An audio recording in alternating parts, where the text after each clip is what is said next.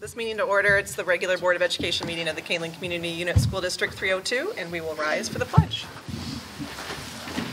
I pledge allegiance to the flag of the United States of America and to the republic for which it stands, one nation, under God, indivisible, with liberty and justice for all.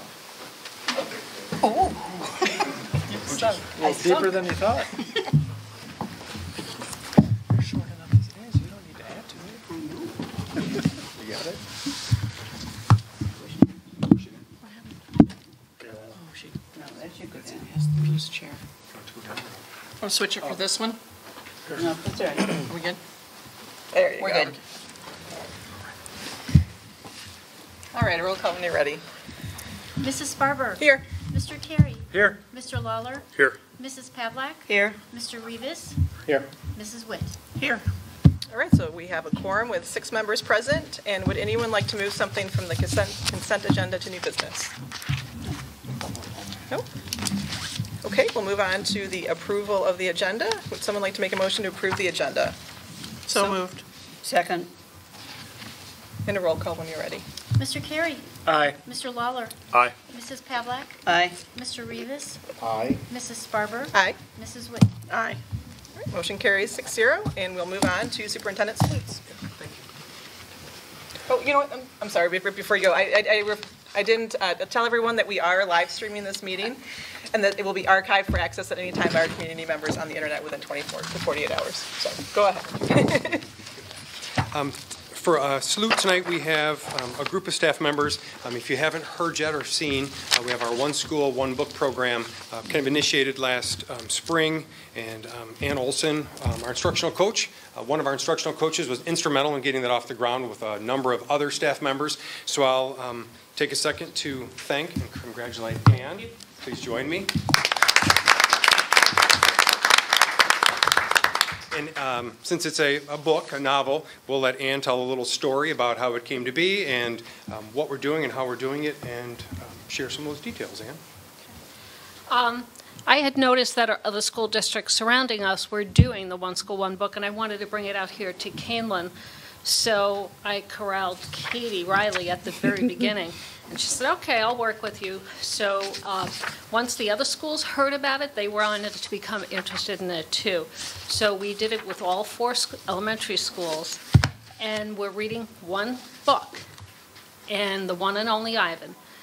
The EC and Mid-Valley students are reading the picture book version of it. We also have our Hispanic population. We have the Spanish version. It has been passed out to everybody. Secretaries, custodians, lunchroom monitors, recess monitors, all the students, all teachers, everybody has one in the 4 elementary school buildings. Good. So it's a wonderful program. We also recorded the teachers reading the book just in case the students didn't have time to read it with their family at night. They can come into school or at home and listen to the book on audio. So we have that all set up. Jen Hodak in our tech department was wonderful, helping me get that all set up. We're going to have a social media account linked to our page, One School, One Book, starting tomorrow. So it's a wonderful family literacy that we're all excited about. Very good.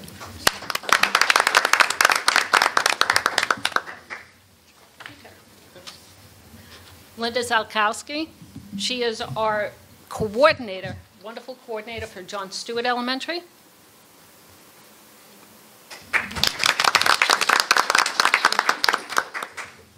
Janelle Mance, our coordinator for McDowell Elementary.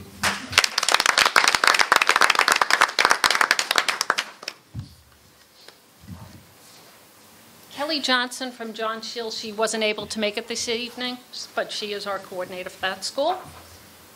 And then Katie Riley from Blackberry Creek. And I also wanted to mention that Katie was very instrumental in contacting the author, because Katie's very active on social media, and we have a special presentation from the author, Catherine Applegate, of the book. Okay. And again, as Mrs. Olson sits down, I think when the video's done, I think she has one other presentation she would like to share. So sit back and enjoy a couple minutes of our author. Hello, Kaneland School District. I'm Catherine Applegate, the author of this book, The One and Only Ivan.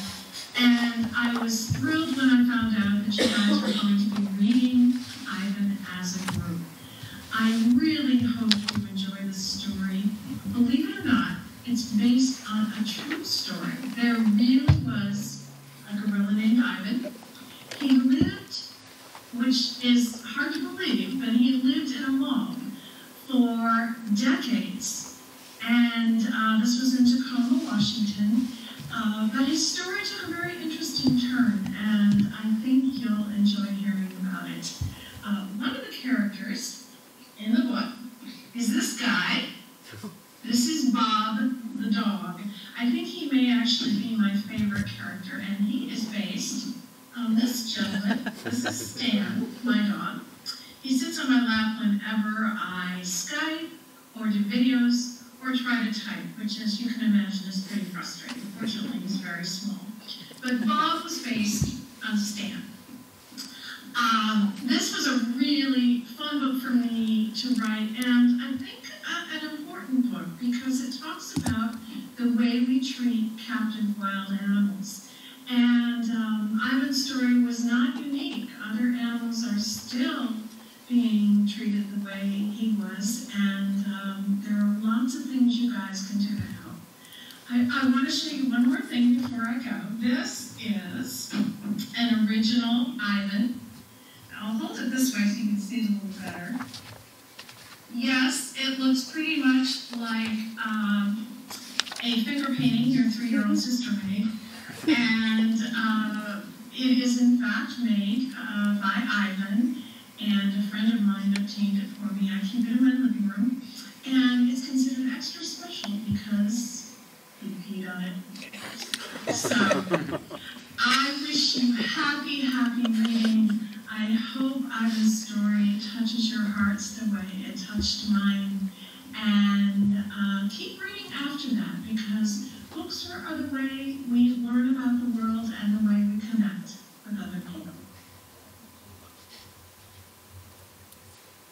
Okay, I have Katie Riley who would just like to speak for a moment because there's something else within this book that we have. I'm sorry. Microphone. Katie Riley's just going to speak for a moment. She wants to pinpoint something that's in the story. Yeah. So when you get your copy tonight, you're going to notice that at the very, very end, it's not numbered, but it's page 320, there's looks like a new cover, and it says, for the one and only Mr. Shue, all my best, Catherine. Blackberry is very lucky to have John Shue, who is Scholastic's ambassador for reading, come to our school. He's coming in November. I'm excited. I've been trying to get Mr. Shue to come since I've been teaching at Blackberry, so 6 years in the process. And finally, they had a last-minute opening in his schedule. It books a year to 2 years in advance, and we snagged it. And so he's actually going to be coming to explain to the kids the story of why this page is in the book and how he got involved with the one and only Ivan. So we're really excited about that. Good. And one other thing, we have an escape room that has been set up over at Meredith Middle School. So once we are finished reading the book, the escape room will be open for Thank you. Thank you. Oh, kids are going to love this. Just to show you, I need this copy, but this is the EC. Thank you. Thank you. All right. I did not. I'm gonna get, oh, you got it? That's the one I like. You like it? That little slide thing. That one actually So has Ann, I'll really keep cool this one. pictures at the I end. know, at the end, this is a wonderful book, but this is my last copy and I owe it to somebody. Sure. So I'll just keep this one. Keep that one. Very good. $20. Thank you. Some grandkids are Going start once, reading. twice. Yep. So that was, well, thank you very much, and thank you for coming tonight, sharing the story a little bit, sharing the books and all of the hard work to get that into place for this year for our students. So thank you for that. That was all we had formally for Salute, and I just want to remind you at our next meeting on the 24th At 6:30 beforehand, we'll have a little meet and greet reception for our new staff members, those that can attend, so from 6:30 till about 6:57 in here on the 24th. We'll have our new staff members come have a little meet and greet, like I said, and Mr. Adkins and Mrs. Ross have put that together the last couple of years. It'll be an opportunity to get to meet our new staff. We'll briefly share a salute with them to start the meeting, then after that, they can go and grade papers and do whatever they have to do. So that'll be at our next meeting on the 24th. Great. Thank you. Thanks. Are there any other salutes? No. All right, and if anyone would like to head out of here, feel free. We'll get public comments If you want, first. they can go either way. All right. Next will be public comment, and there are some rules that we go by. The board values public comment, public input to inform our decision-making and to provide information and insight into what is happening throughout the district. Board meetings are held to conduct the business of the Board of Education and are required by law to take place in public. However, they are not public forums. We use the public comment section as an opportunity to listen to our stakeholders. For that reason, the board does not enter into debate or respond to questions spontaneously or without proper investigation and deliberation. In most cases, concerns or questions requiring follow-up will be referred to the superintendent. If you choose to speak publicly, we ask that you stand, state your name and village of residence or your association with us for the record, and limit your comments to 3 minutes or less so that all who wish to speak may have that opportunity. You're encouraged to seek a private appointment to discuss matters concerning individual students or staff members. While the public education can be an emotional issue, and understandably so, the board strives to maintain a certain level of decorum at the meeting. Those who speak are expected to maintain a tone of courtesy and civility. The floor is now open to public comment. All that? Nothing? All right. Seeing none, we're going to move on to the consent agenda. Tonight's consent agenda contains the following action items: the approval of the treasurer's report from August 2018, approval of minutes of the August 27th, 2018 regular meeting, approval of resignations and employment of staff, approval of destruction of audio recordings from closed session meetings from February 2017, and the following informational items: notification of field trip, Freedom of Information Act FOIA report, student suspension data report. So I'd like to entertain a motion for the approval of those items in the consent agenda. So moved. Second? Second. And a roll call when you're ready. Mr. Lawler. Aye. Mrs. Pavlik. Aye. Mr. Rivas. Aye. Mrs. Barber. Aye. Mrs. Witt. Aye. Mr. Carey. Aye. Motion carries 6-0. So we'll now move on to new business. J1 is a discussion of the 2019-20 budget planning. Yes, I'll turn that over to Dr. Fuchs in 1 second. I just wanted to share a quick reminder that back in July, we discussed with the board shifting it to back to this process where all three of the topics, revenues, expenditures, and fund balance, are wrapped into one presentation rather than 3 separate meetings. And so Dr. Fuchs is going to balance how fast she goes to allow enough time for questions and any feedback that you might have. So with that, I'll turn it over to Dr. Fuchs. All right, good evening.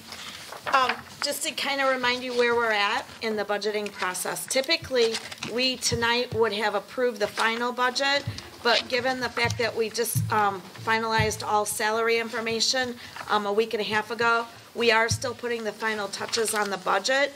And so we have to do it at the next board meeting, September 24th. So we flip-flopped that discussion item or that topic with this topic. So going into tonight's discussion, the purpose of it is to have discussion around the assumptions that will be used for the model that we build once we get the audit back. In terms of the audit, the auditors have been here. They're also putting their final touches on the audit. I do believe that we will have it on time this year, so I'm pretty excited about that. Yep. Entire side note, but how's the new auditing firm? So far, so good. I think they've done a nice job. I'll let you know once we kind of wrap things up. Communication is all I have right now, and then the information that they've pulled. I feel like they're pulling an appropriate amount of details and have communicated along the way. Okay. So far, so good. We've got to wrap it up, though, and we're working on that. Okay. So should be soon, I hope. That's the goal. But so once we get the audit, at that point then we can put that information plus the final budget information into the financial planning model. Along with those 2 pieces of actual data, we also build in a variety of assumptions. The assumptions tonight are the major assumptions. There are some other smaller ones, but I want to remind the board, no action is needed tonight unless if you want to, and you're welcome to. But I have to have somewhere to start, and the recommendations that are in here are where I would start until the board directs me to do something different. Once we get the model set up, if you want to say what if and change one of the assumptions, we can do that very easily. So this is a starting point of where to start once we get all of the actual data from our auditors and the final budget. With that, there are 5 major revenue assumptions. These are things, again, as we talked about before, that you've now seen a couple years in a row. I've updated the data. The first one is the CPI. You'll know that the CPI is used in the tax levy formula. You can see the updated information. We have actual information to be using for 2018, and then we have to estimate 2019 and beyond. You'll see that the average is 1.44. I'm recommending that we use 1.5. The reason is because the last 2 years of data have been over 2, and I have every reason to believe we're going to land over 2 again this 3rd year in a row. So that's why I'm recommending 1.5. Please know your sensitivity there. Plus or minus 1% is about $440,000. That's how you can read that. If CPI goes up by 1%, you would get a plus 440. If CPI goes down by 1%, you would not receive 440. So it fluctuates by about that amount. Julianne, do you want questions as we go, or do you want to wait until the end? You know what? Why don't we do them as we go? That way they're on that issue. Yep, go ahead, Teresa. Okay, so on the CPI assumption, I'm wondering, you know, if we look at trends more than, you know, like rather than go back to 1.5 when it's been 2.1 for the last 3 years, is there any argument for leaving it at the 2.1% or 2% rather than going backwards without any, unless there's something you know that we don't know, like is it going to trend downward? Mm-hmm. I kind of thought it might be trending upward. It is trending upward, I agree. When we get the 2019, which we will have in December, we'll put the actual in there. So at that point, then you'll have 2 years of actuals and 3 years of estimates. The only reason it might go the other way is dependent, probably what I would call the outcome of an election. Sometimes that does that, but right now it is trending upward. And that's why instead of using the 1.4, I went a little bit above the average. Right. And we can do, like I mentioned, once we get the model set up, we can change that 1.5 to 2 and see what the difference is. But you already know what the difference is, because to move it from 1.5 to 2, it's about $220,000. Yeah. So we can do, again, whatever the board prefers. Know that it's very flexible. Okay, and probably, I guess, on revenues, it's better to go low the time. It is, at the onset, that would be my recommendation. When you have more information and another year of trend, that's maybe when you would want to consider moving it. Okay. That'd be my recommendation. Okay. Yeah. Thank you. Mm-hmm. Thank you. Moving on then, you've got next is the new EAV growth. I have bumped this one up $500,000. Your average is 5.3, but again, you can see you've got 3 years over your average. And so I'm recommending $6 million at this point, which is about 500 more than what we've used in the past. Your sensitivity for this one is every million up or down is about 58,000.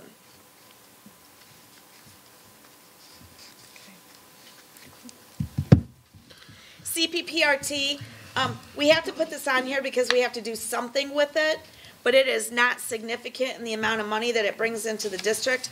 You can see it fluctuates every year between $50,000 and $60,000. So what we generally do is we'll generally use the prior year, and then once we know what the actuals are, we'll repopulate it with that information. But it runs somewhere between $250,000 and $320,000. We'll populate it with the 267, and then if it goes up or we see it trending up, we can always add to it. But please understand that this is minimal compared to your $58 million. Julian, you get all the actuals in December? Is that what you said? For CPPRT, yes. Okay. This one comes in usually August. It's Okay. one of the last pieces of data that I get. Okay. Yeah. But by that time, by August, you've already approved the tentative budget. Right, okay. So I have to have something in the model. Okay. Yeah. State and federal revenue, you can see what it is. Again, similarly, because of the unknowns, we tend to use what we know, and then once actual information comes in, we update it. The one thing I would tell you is, in fiscal year 17-18, you can see the 12.8 was the actual. That's because we received the extra payment. So I would not recommend using 5 payments for fiscal years 18-19. They do still owe us one from 17-18, the state does, at about $1 million. But on the other hand, I would still recommend doing what PMA recommends, or Forecast 5, and that is that each year you budget for 4 payments, and then some years you'll fall short, some years you'll get more, just depending on where the state lands. But their recommendation has always been to budget for 4. If at any point we want to budget for 3, we can, but please know then we'll be looking for additional reductions because it will be very difficult to balance the budget. Are these numbers the ones that are, remind me, are these the ones that are affected by the tiering, the new legislation? Half of it. Half of it is, okay. Yep. All right. So with regard to state revenue, you have half of it approximately for Kaneland. Okay. That's evidence-based funding. Right. And then the other half are the reimbursements for transportation. And a lot of the special ed has been rolled that's into evidence-based funding. Okay. In Thank what you. year is the hold harmless up? Like which budget year will it impact? It started last year for 3 years, so 1920 would be the last year, I believe, of the hold harmless. Okay. Yep. Thank you.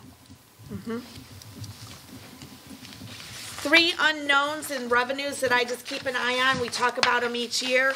The mandated categoricals, again, they still owe us 1 payment from last year. The pension shift, there is some discussion that if the state can't fulfill its obligation, they'll shift that cost onto districts, so we watch for that. Some districts will plan for it in their budget. We have not done that yet. Until we know more of what it looks like, we probably won't need to do that. Property tax freeze comes closer and closer every year. If that should happen, it will have a significant negative impact on our district budget. We are heavily dependent on our property taxes and the increases that we receive each year from the formula. So if there is a freeze, that one is the one that keeps me up at night. So especially as they get closer and closer every year of passing it. Actually, so those are your 4 revenue assumptions. I said there were 5, but there's only 4 rev. It's 5 expenditure. So are there any other comments on the revenue ones? Anything? Questions? If any of these that you just last mentioned happen, they typically give you a staggered year, 20, 40, 50, 100%. They do something to help ease the burden of the change, usually. Sometimes they'll just enact it as quickly as they can, but I think that's actually part of the problem with the property tax, is it does have a significant impact on all school districts that are dependent on the property taxes. So to do it without easing it in, I'm not sure that legislators could do that. Right. So, I mean, they can do it. I'm not sure that they would want to. No. Hence, like you mentioned, it's Yeah. you shouldn't act until they actually do it. Right. You got it.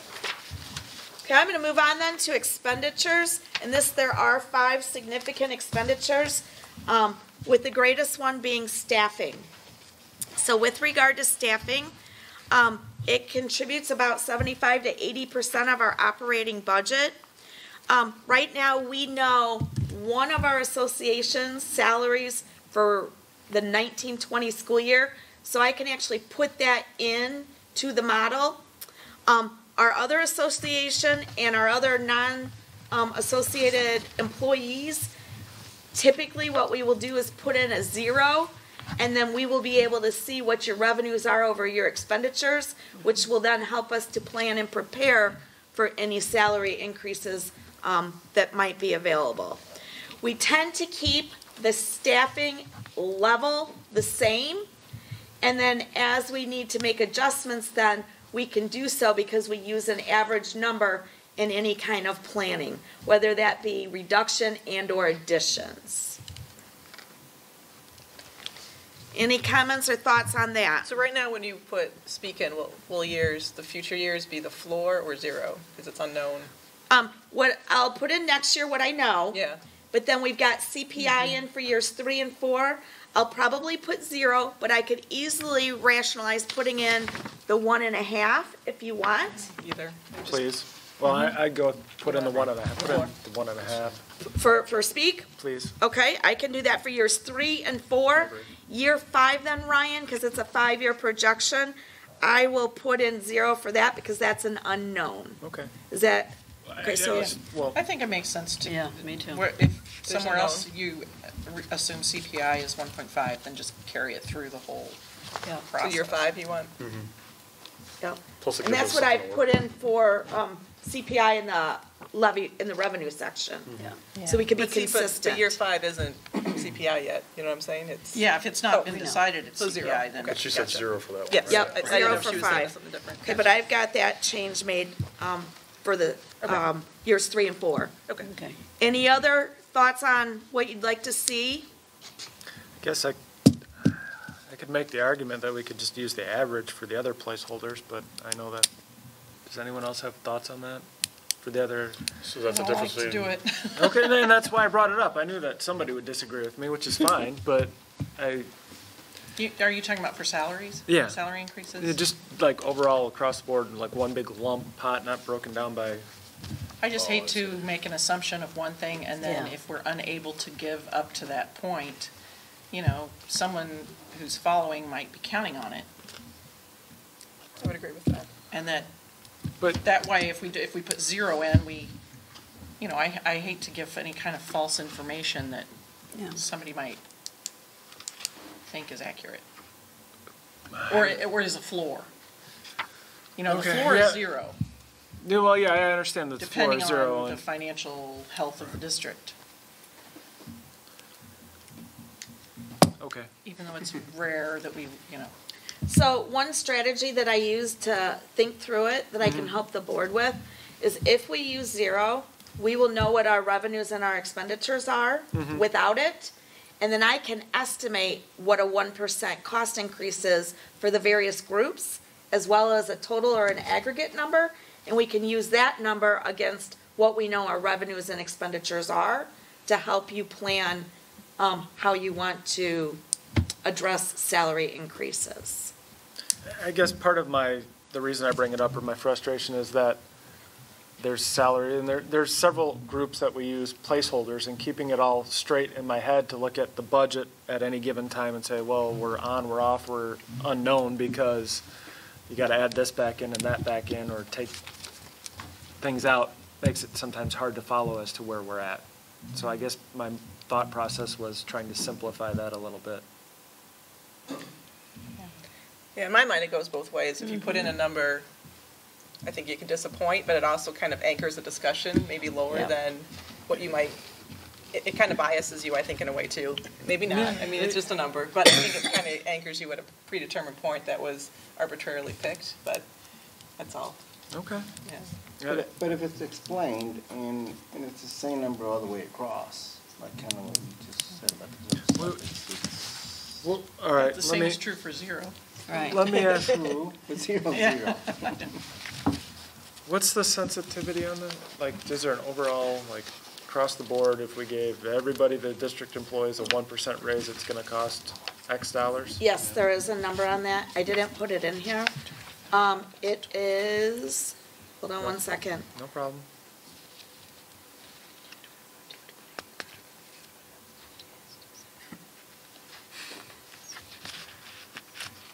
I think it's around 660. Close enough. So I think it's around 660. 600,000. 660,000, I think, 600. So if, I mean, just looking at the averages, we're talking about 1.2 million a year, and Yeah, just a second. no, you're close enough. Okay. Close enough. Yep. I think 660 was the number we used last year, Julie. Yeah. So yeah, you're probably That number, just gotta yeah. change it No, for a year. and that's, it just wanted some idea of, well, it sounds like there's some people who don't favor it. I'm not really that strong of a, I mean, I would prefer it, but I'm just one person, so. Can you explain, Ryan, like what's the benefit of having that number as opposed to the 0? I just think it's easier to keep it all straight when you look at the budget. Okay.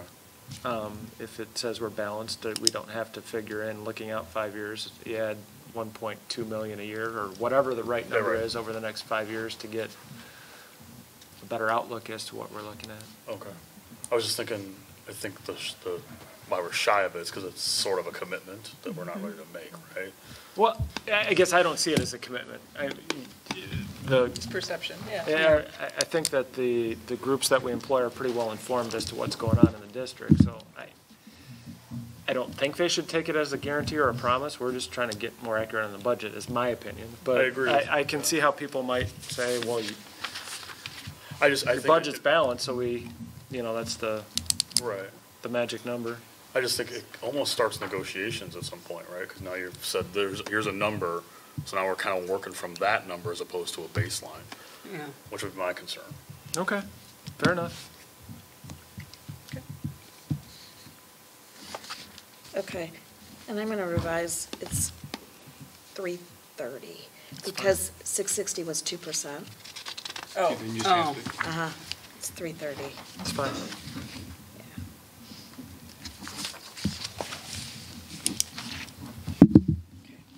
So I'm hearing that we're gonna stick with 0 at this point until we know more information. Thank you. You're welcome. Moving on, then number 2 is the new curriculum materials adoptions. We try to set as much aside as we can for this.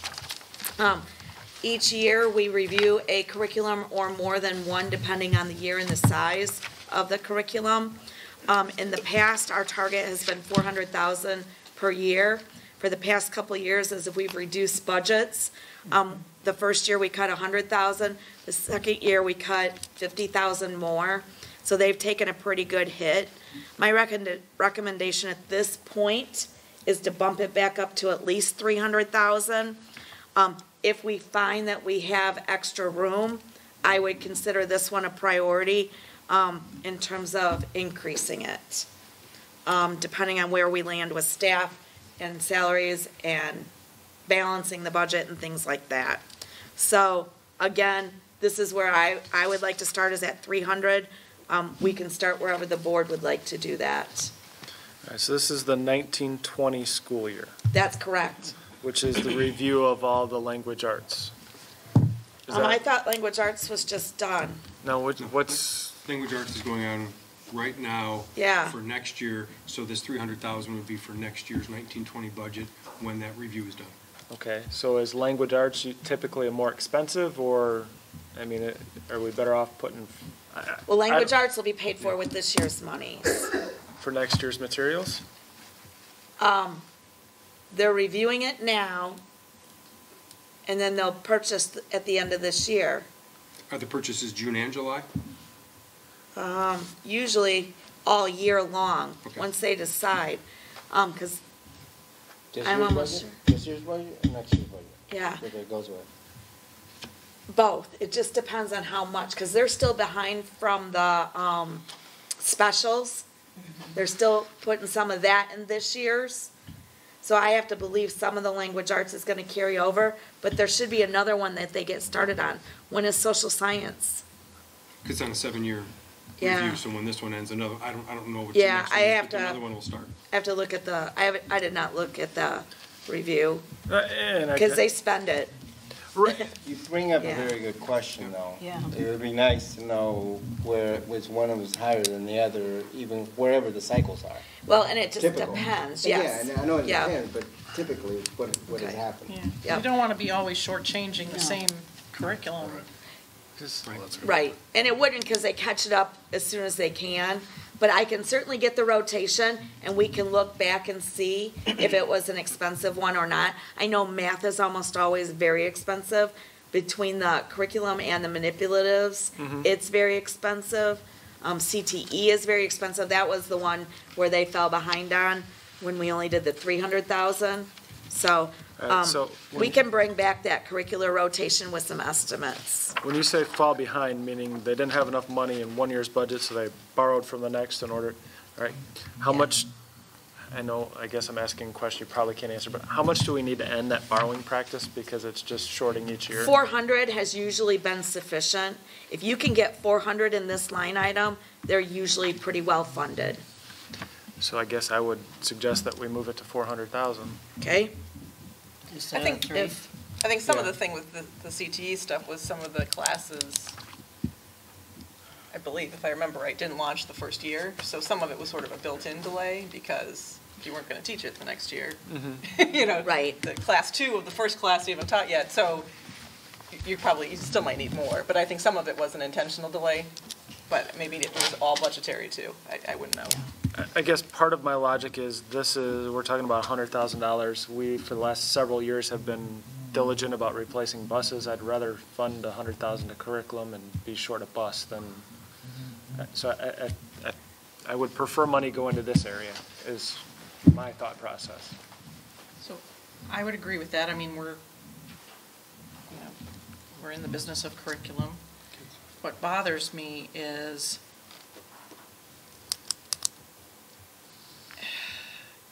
that we just came off huge budget cuts. And now we're considering increasing something.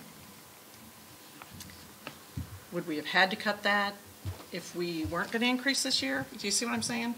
The cuts carry forward. So if we had it, why was it recommended that we cut it? So if it's, we cut it, so if we're not expecting a huge influx of additional revenue, there was a reason we cut it, and perhaps it should stay at that level.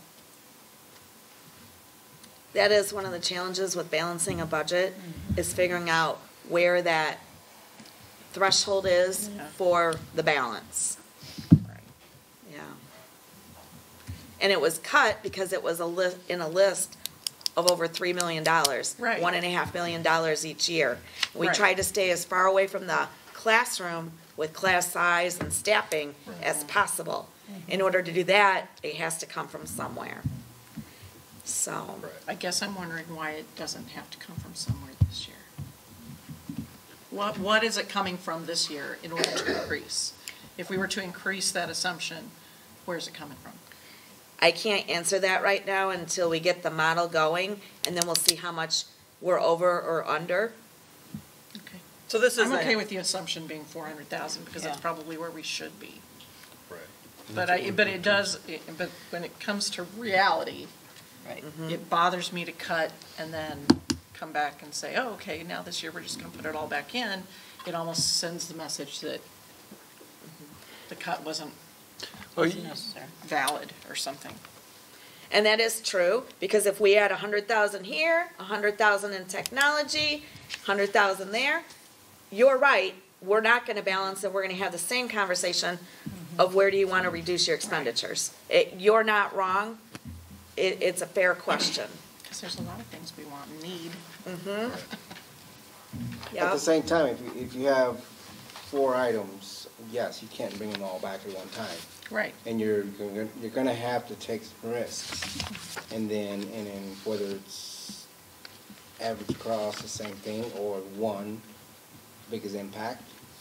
And therefore, we just move from there. And if anything, as Julian mentioned, when you had minus 100 and minus 50, just because we were in that pickle. So, Well, that's why I mentioned buses too, that specifically, one, dollar here, dollar there, trade one for the other. That's the offset. Yeah, that was in my mind the Offset offset. potential.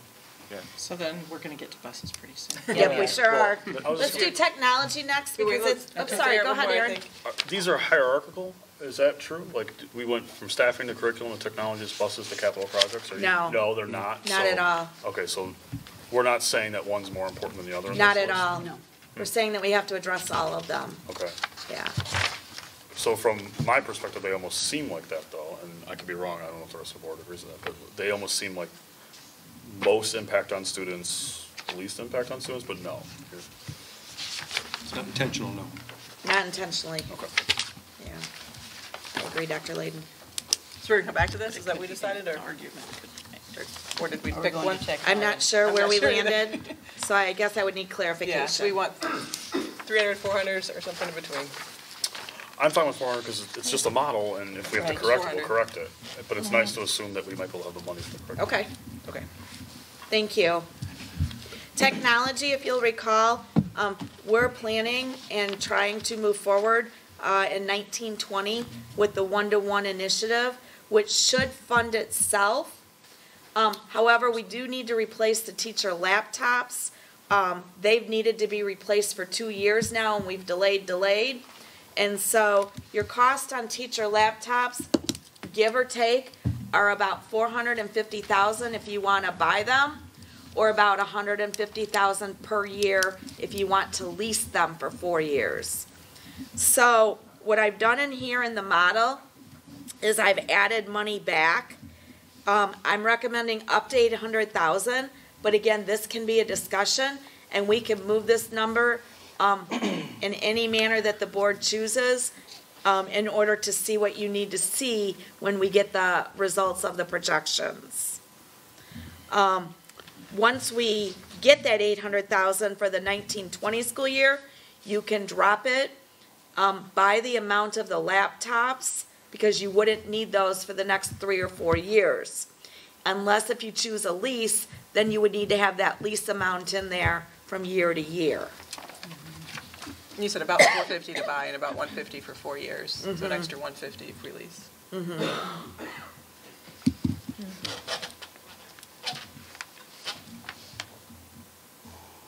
this is the part that's frustrated me the last 3 years.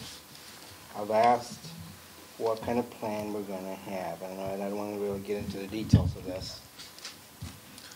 And we're flat, 4 years later, we're flat, we're for another 400,000, as opposed to balancing it out, replacing the teachers' laptops, a quarter, third, whatever it is, because now we're faced with it again.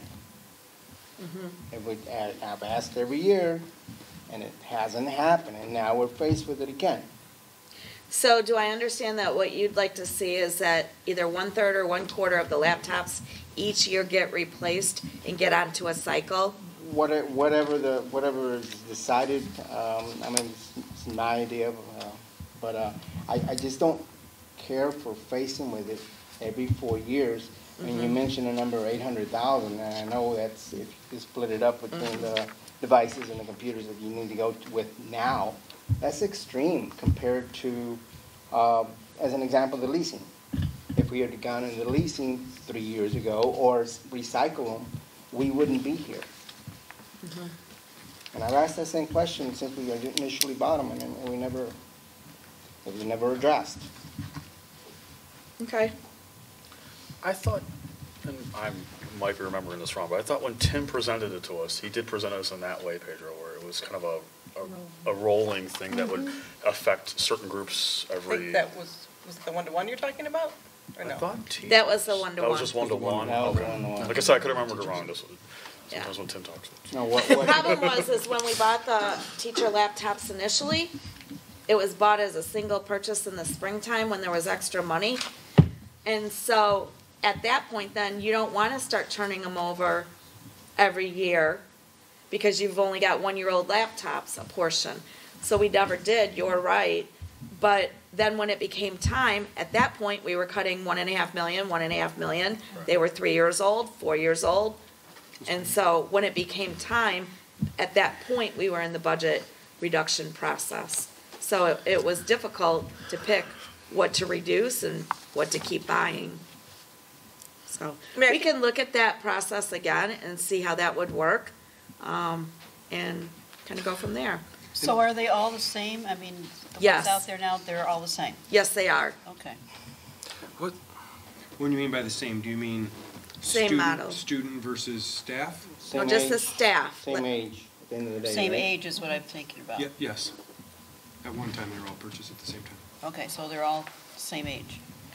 Same age, same model, because our tech department only has a limited number of staff in which to do these maintenance and repairs and upgrades and installations, and so that does help to facilitate that process.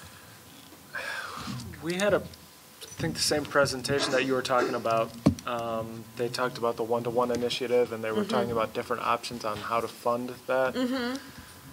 And one was give the kids I'm a little hazy on the details. That's okay, because we're gonna bring that back with more details. The presentation you saw before was the concept. We're Okay. working, actually, our next meeting, we've got a planning meeting on how to bring back more details and to start getting focused on that. Okay. So you saw a very, very high overview of the initial plan. Okay. How much of this 800,000 is part of that broad overview that I saw? The one-to-one is included in there. When I looked back at my notes, I added that plus the laptops and added it to the 530. So that's. So All right. I Well, added back, I'm confused then, because we were, like you said, given a broad umbrella, but now we're funding it with non-specific, I guess. again, this is an initial. And this isn't an actual budget, this is Exactly. assumptions. These are some assumptions that I have to put in the model because I have to have a place to start. What I did is I looked back at the notes and I added what I thought we would need, which was an additional 270,000 for the teacher laptops. So it's not the full 450. I used the 150. And then I used some monies because he needs some more. There's 120,000 in there. We needed, I think it was 35 or 40. I can't remember exactly what it was for the learning management system. Canvas? Yep, or something different. Or something like it. Exactly, exactly. And then there was some money in there because the hardware that he's got, he needs to replace a portion of it. And so the rest would then be to help offset the cost of the one-to-one. And again, we will be bringing back a detailed number, and if that detailed number shows something different, we'll be able to change the model at that time, but we're not that far along yet. But we are working on it. I guess we'll cover the devil's in the details, and we'll get there later, but I guess my thought would be if you put in all these assumptions, it's a -1, start cutting here. Okay, and if you want, we can use the 530, and then if there's extra, we can add here too. We can use whatever we want in the model. That's why we're having the conversation tonight. Knowing what I think we have planned, I added money here.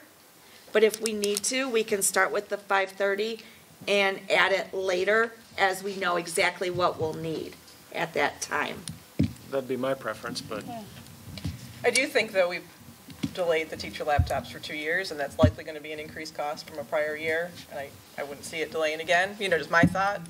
And then I think like the one-to-one, it's going to have probably a more significant first-year cost and then be somewhat self-sufficient, likely is what close to-ish we're going to see. So I think if we scrap that line item and bring it down, you're pushing that, you're delaying that by a year. Maybe that's what we want to do, but you're delaying an initiative.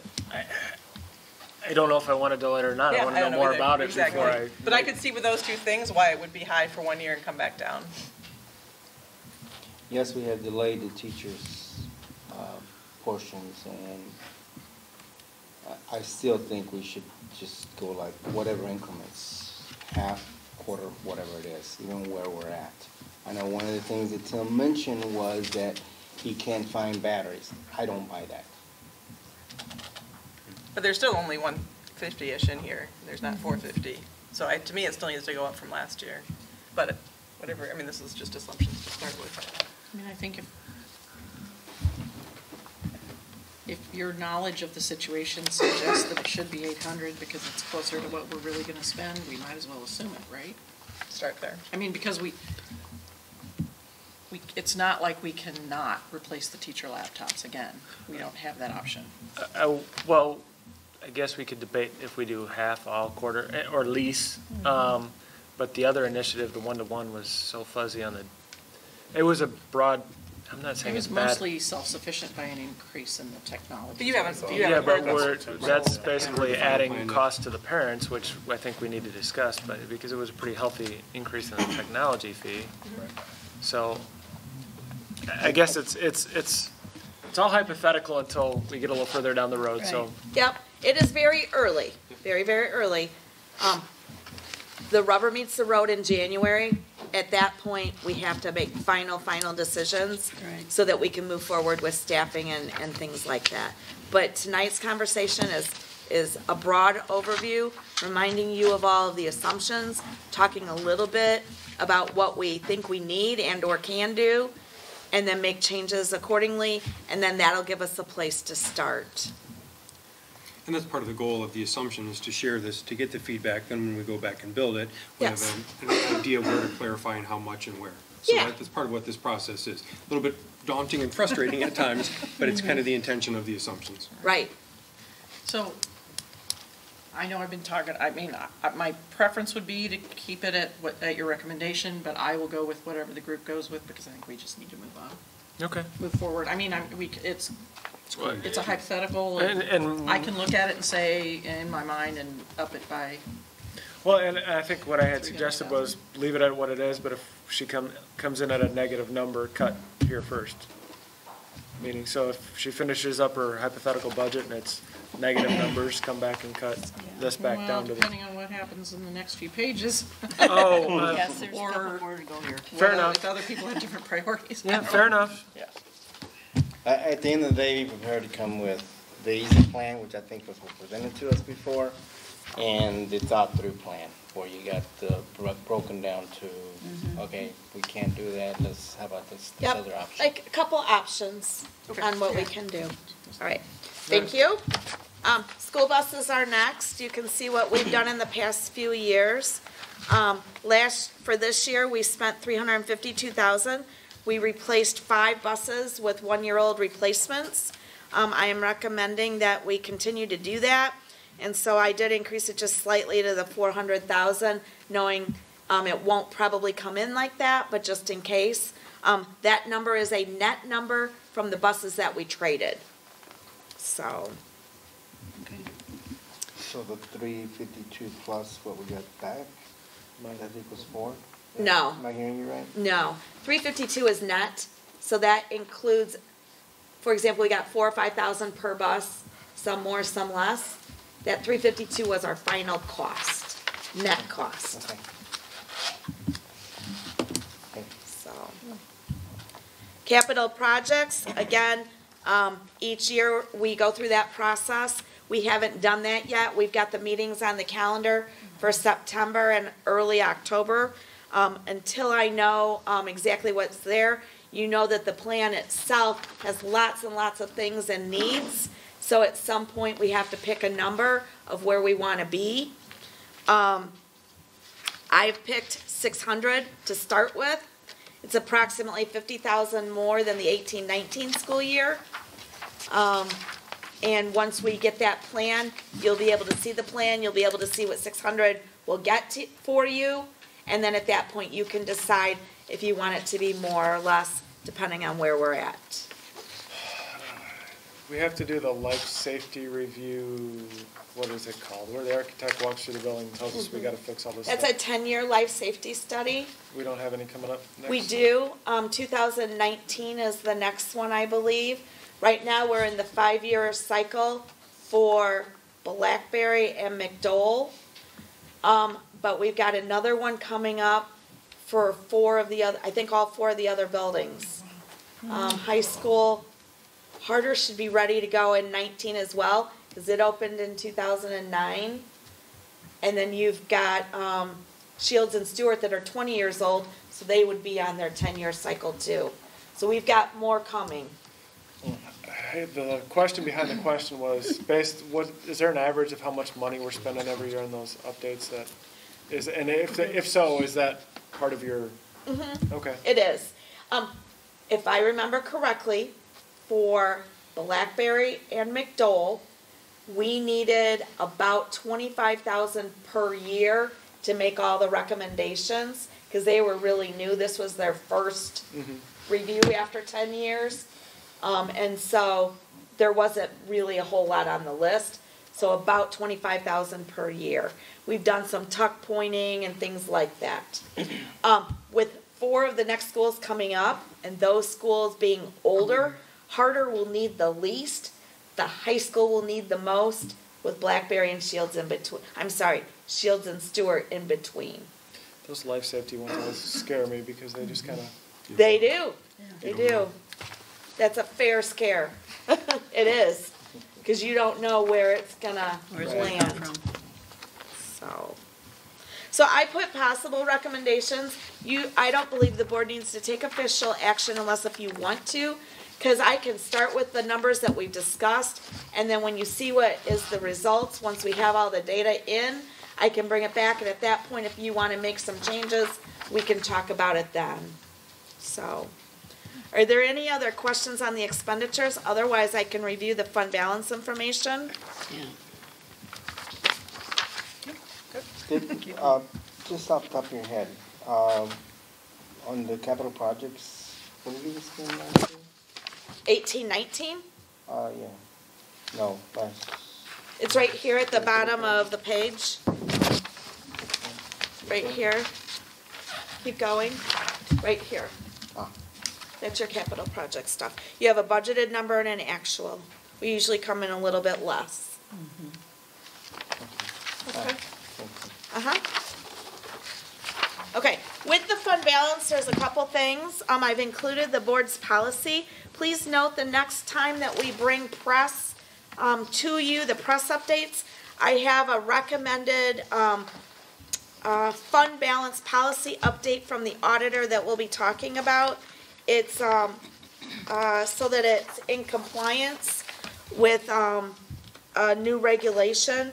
And so, again, we'll do that with press. But in the meantime, the meat of your fund balance policy will stay the same. Currently, as I mentioned earlier, the state owes us about $1 million. We had about 48 days cash on hand at the end of fiscal year 18, June 30th. We added about $300,000 to our fund balance, so it was a very, very close one. We'll have audited numbers again within the month or so that we'll be able to update this with. These are unaudited numbers. If we want to keep 45 days of our expenditures for FY19, we need about $7.3 million in fund balance. Our FAC back in 16-17 gave those 3 recommendations that you can see, and administrators followed along. Additionally, we added that if we have any excess fund balance beyond, that we might consider using that for capital projects or one-time expenditures.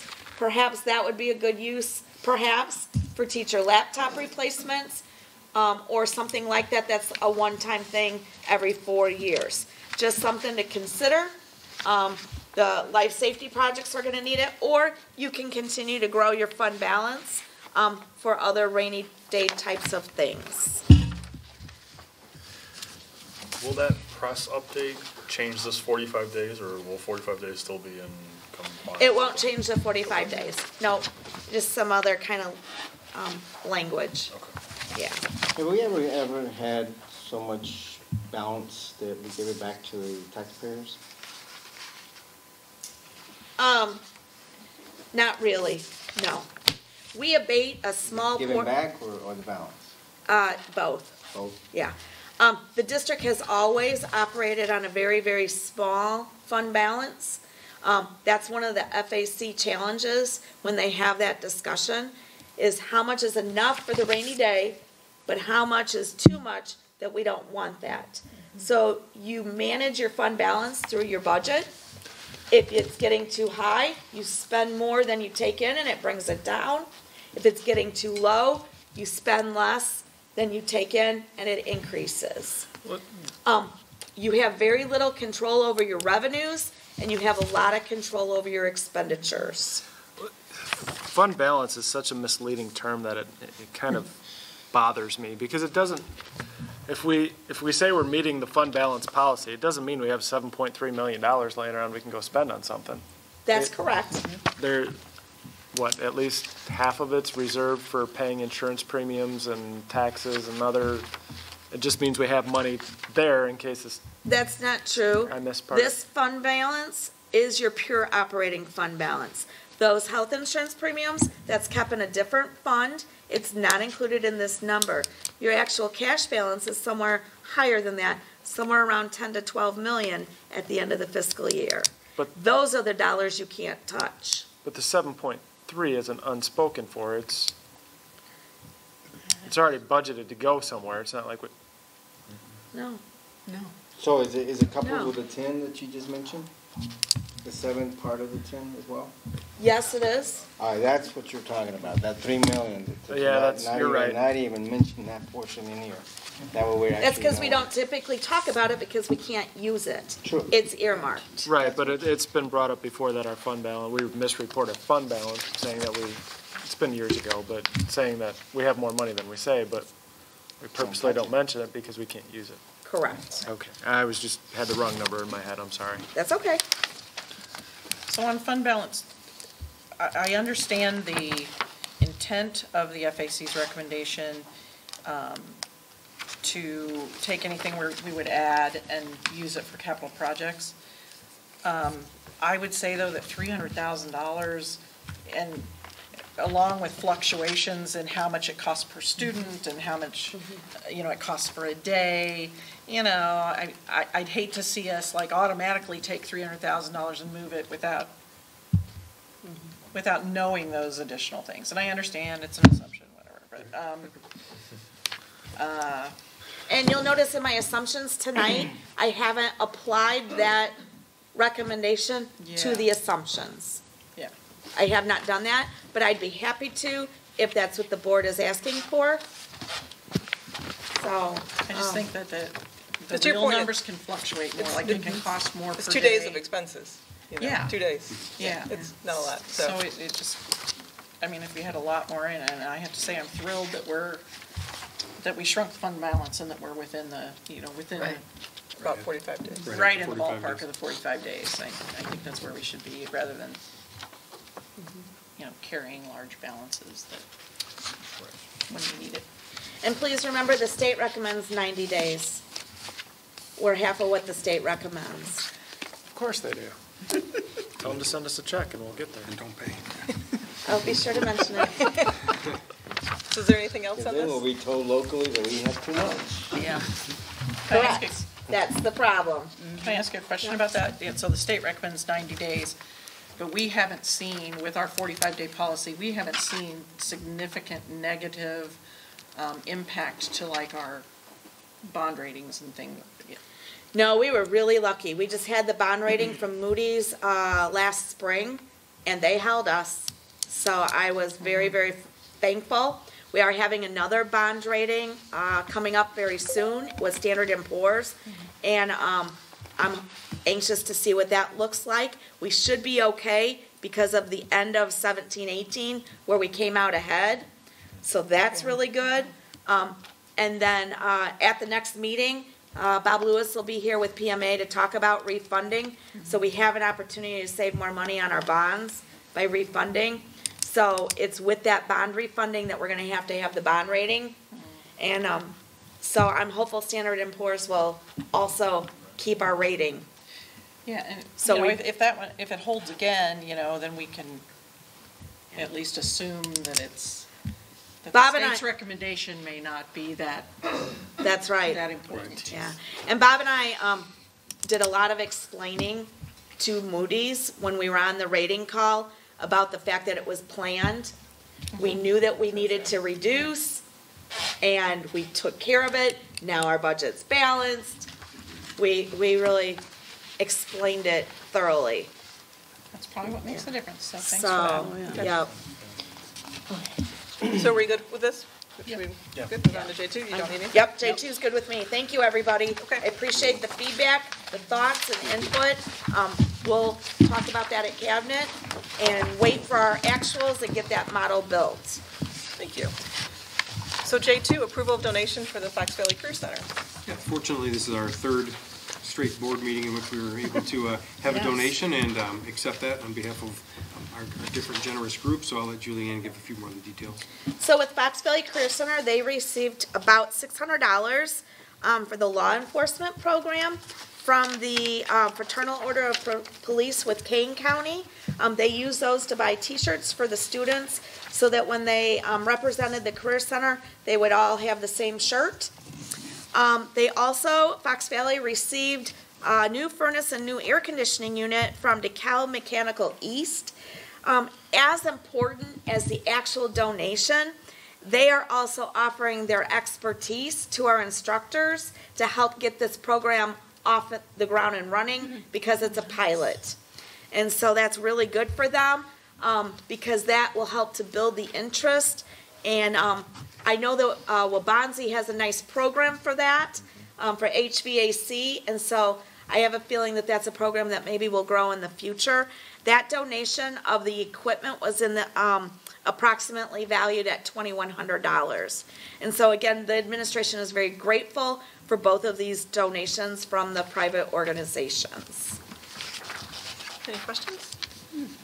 So I'd like to entertain a motion that the Board of Education accept the donation of $600 from the Fraternal Order of Police, King County Sheriff's Lodge 14, to be used in the Fox Valley Career Center Law Enforcement Program, and the donation of a new furnace and air conditioning unit from DeKalb Mechanical East in the approximate amount of $2,100 to be used in the new pilot program for HVAC repair. So moved. Is there a second? Second. And roll call? Mrs. Barber, Aye. Mrs. Witt, Aye. Mr. Carey, Aye. Mr. Lawler, Aye. Mrs. Pavlik, Aye. Mr. Rivas. Aye. Motion carries 6-0. Good. So thank you again for the donation, and we'll move on to the superintendent report. Yeah, we have, this week on Wednesday night, we have our first Hall of Fame committee meeting, and Mrs. Pavlik is our liaison to that meeting, so that's Wednesday night at 6 o'clock, and we'll provide an update at the 24th board meeting. Then on Thursday, the following day, this Thursday the 13th, we have our annual law firm update. It's a school law conference. Maureen Lemon, who's our one of our primary school attorneys, their firm, Addison Britz, Kelly Cooper, Gilbert, and Donalfo, they host that each year, and 14 of our administrators and 2 of our board members are coming. And we'll also, on the 24th, provide an update from information or any major takeaways that may impact our district immediately. Then next week, homecoming week, the 17th through the 22nd. With all the activities going on, please take a couple minutes to check the high school website or any of the different schools where your students may be, just to make sure that they have the right spirit wear on the right day that they're going to come to school. And then also as part of homecoming, it's not part of homecoming, but this year, ABC News, as I shared in the weekly update, ABC News has selected Kaneland to be one of their flyover schools. So next Friday morning, I think the invite went out to a number of all of our students, our clubs, our activities, athletics, band, administration, staff, those that want to gather quite early next Friday out on the football field. 5 o'clock in the morning they start. Yeah. Helicopter shows up, takes some pictures, they do a quick interview, and I believe, I'm not exactly sure what time, but I believe it's on the news later on Friday, maybe late in the day, like 10 o'clock a.m. compared to 5, being early in the morning. Are we sure they're going to show up? Yeah, that's right. Make sure the lights work Please, so we can everyone, turn show the up. lights. Yeah, that'd be a bad prank from ABC if they don't show up that day and we have 200 kids out there. Yeah. But Fly over with nobody there. It is fun though. It's it's an opportunity, and then they'll take two of our students. Mrs. Maris has selected two of our students, and then they interview all three of them, and then they use that for part of the presentation on the news. So it's a cool opportunity to have Kaneland showcased in a number of our activities. Are they setting anything up out on the football field, or? They take three pictures traditionally, or they'll go above and they'll take three pictures, and we kind of get to stage those three pictures. And so Mrs. Maris is working with, who is she? She's working with Mr. Puckett, I think Mr. Puckett, to outline kind of like what the band does. He's used to and coming up with a couple things. I don't want to tell you what they are, so you'll have to watch the news to see those pictures. But there's some formations that they're looking to take pictures of. Okay. Sweet. That's next Friday. We also have the talk on Thursday, with that gentleman, right? Oh, the 13th. Yes, Tim Ryan will be here on the evening of the 13th. Thursday. Yep. And there's also an FAC meeting Thursday night as well, the 13th. Agendas will be coming out tomorrow. So we'll go over that in a second. You can let us know sorry. who's coming. But no, that's okay. Then we'll find out who are. Yeah, so I was just digging for too, is, am I supposed to be there? Last thing before we figure out who's going to come there, our golf outing next Thursday, September 20th, is over at Bliss Creek again. It's our primary fundraiser for the foundation, and we're going to continue to look for opportunities to raise funds at this one and throughout the year. And we did receive, I sent it to staff late in the day today, we did receive 2 tickets for Pablo Cruz. If any of you remember Pablo Cruz, maybe like 77 to 81. It may give us away how old some of us are, but if you remember Pablo tell me Cruz, about him. I'll have to research and find out.